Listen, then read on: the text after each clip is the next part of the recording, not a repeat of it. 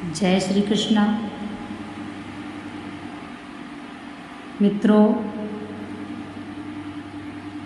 यह कलयुग है तथा कलयुग में सबसे खतरनाक कौन है? कलयुग में सबसे खतरनाक मनुष्य ही है, इसलिए मनुष्य से ही सावधान रहना जरूरी है।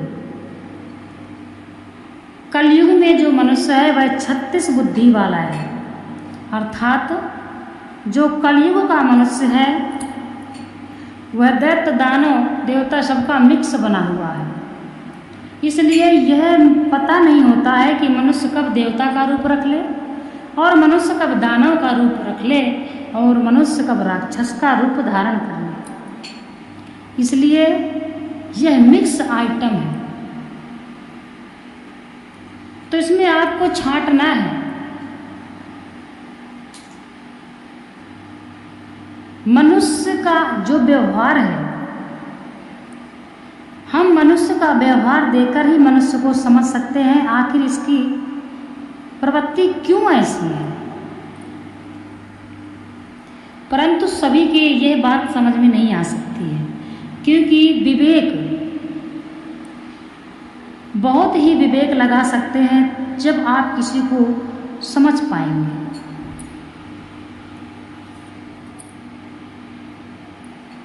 यदि आपके पास विवेक है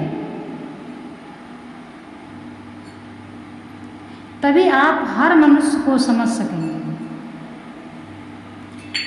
क्यों हम ऐसा क्यों कह रहे हैं? क्योंकि हम और आप सभी जन्म लेकर आए हैं और इसके पहले हम किस योनि में थे, पशु योनि में थे, पक्षी योनि में थे, हमको यह पता नहीं है।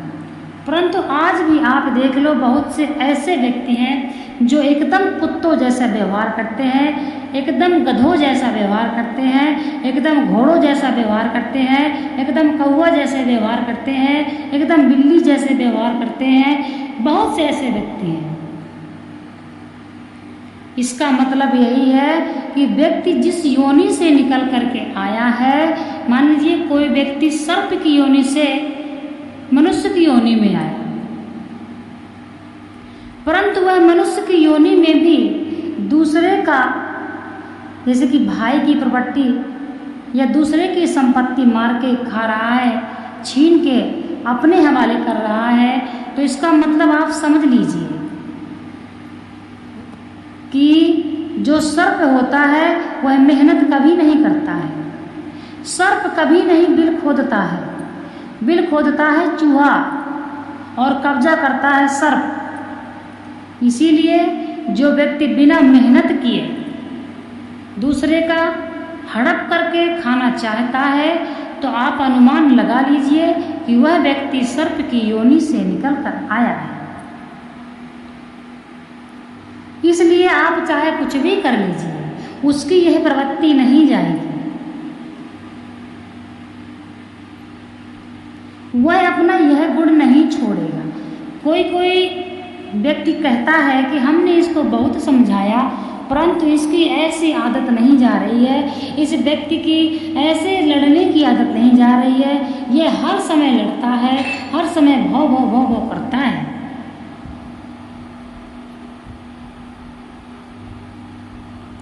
इसका कारण यही है कि वह जिस योनि से निकल करके आया है उसको अभी तक उसकी आदत लगी है, यानी अभी तक उसको उसका आभास है। जन्म और मृत्यु का चक्कर चलता रहता है। कोई किसी योनि में जाता है। अगर इसी योनि में हम कैसा कर्म कर रहे हैं, ये हम अपना स्वयं लिखेंगे कि हमको किस योनि में जाना है। इस जन्म में हम यदि पाप करते हैं तो हमको क्या बनना है। इसीलिए अपना जन्म हम खुद ही निर्धारित करते हैं अपने कर्मों के अनुसार। हमको क्या करना चाहिए, कैसे कर्म करना चाहिए, यह तो हमारे अंदर पूर्ण समझदारी है, परंतु वह हम कर नहीं पाते हैं, क्योंकि मन से हमारी आत्मा हार जाती है। मन जीत जाता है और आत्मा हार जाती है जो व्यक्ति भक्ति मार्ग में नहीं होता है। और जो व्यक्ति भक्ति मार्ग में होता है उस व्यक्ति की आत्मा जीतती है और मन हारता है। मतलब यह है कि वह अपने इंद्रियों को कंट्रोल कर लेता है और अपने इंद्रियों को कंट्रोल करके वह व्यक्ति अपने मन को अपने बस में कर लेता है तथा इसीलिए वह व्यक्ति पाप कर्म से बच जाता है। इसीलिए जो व्यक्ति पूजा पाठ करता है, भगवान का भजन करता है, किसी की निंदा नहीं करता है, गुरु का सम्मान करता है, ऐसा व्यक्ति पापों से बच जाता है, ऐसा व्यक्ति मोक्ष को भी प्राप्त करता है। जो व्यक्ति अपने गुरु का सम्मान करता है, मनुष्य की योनि में जो व्यक्ति पुण्य और पाप को समझता है, वह व्यक्ति ही मोक्ष को प्राप्त कर सकता है। इसीलिए मनुष्य एक तरह का नहीं है। इसीलिए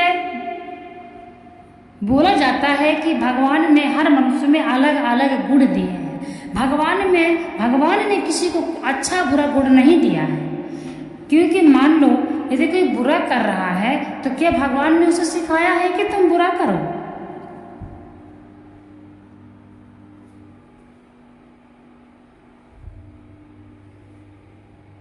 इसीलिए व्यक्ति अपनी किस्मत स्वयं लिखता है तथा व्यक्ति अपना भाग्य स्वयं निर्धारित करता है। श्रीमद् भागवत गीता के अनुसार भी भगवान श्री कृष्ण कहते हैं, मनुष्य सर्वगुण संपन्न है, परंतु कैसे? यदि मनुष्य अपने अच्छे कर्म करता है तो देवता भी उसको नमस्कार करते हैं। वह मनुष्य पूजनीय है जो मनुष्य अपने मस्तक पर तिलक धारण करता है तथा जो मनुष्य अपने गले में तुलसी या रुद्राक्ष की माला पहनता है। तो अच्छे कर्म करने वाला व्यक्ति हमेशा पूजनीय होता है। अपने धर्म का सम्मान करने वाला व्यक्ति पूजनीय होता है। माता पिता की सेवा करने वाला व्यक्ति महान होता है। गुरु की सेवा करने वाला व्यक्ति महान होता है।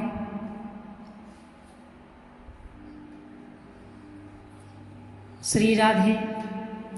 भगवान की कृपा से हमको मनुष्य की अगर योनि मिल गई है तो हमको यह अवसर मिला हुआ है कि यदि अपने लिए कुछ कर सकते हो तो कर लो।